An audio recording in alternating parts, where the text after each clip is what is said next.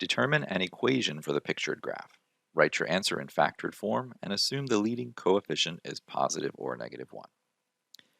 So to determine the equation for a polynomial, what we have to identify is that this is a polynomial graph.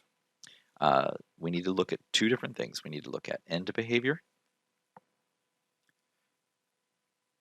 and we need to look at zeros and their multiplicity.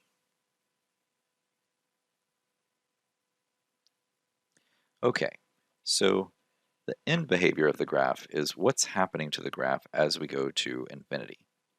So the end behavior is going to negative infinity on both sides here. So that's consistent with a graph that has even degree and a leading term coefficient that is negative. The zeros and their multiplicity, let's check those out. So real zeros are where we cross or touch the x-axis. So we have zeros at x equals negative 2, at x equals 0, and at x equals positive 2. Now, at 2, we pass right through the or negative 2, we pass right through the axis.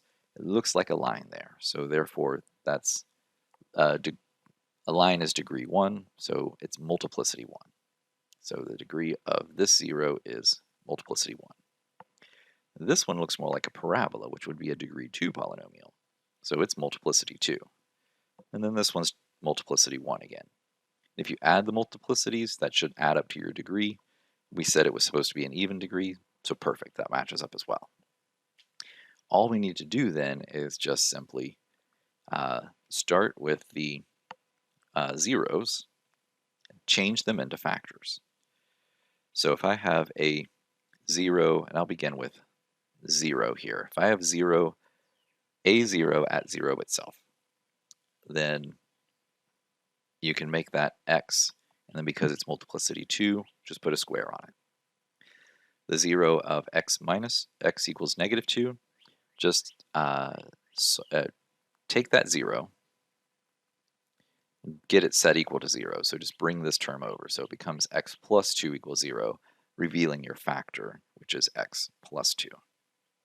And the remaining 0 of x equals 2 would become x minus 2 as a factor. Now, there's no reason to multiply this out. It did say to write in factored form, and you can assume the leading term coefficient is plus or minus 1. So that means that this value, we don't need to do any work in solving for it, but we do need to indicate if it's supposed to be positive or negative. And that's where this last little piece comes in. We said that because the polynomial starts in the negative and ends in the negative, that the leading term coefficient has to be negative. So we'll just put in a negative right there, and that should be perfect.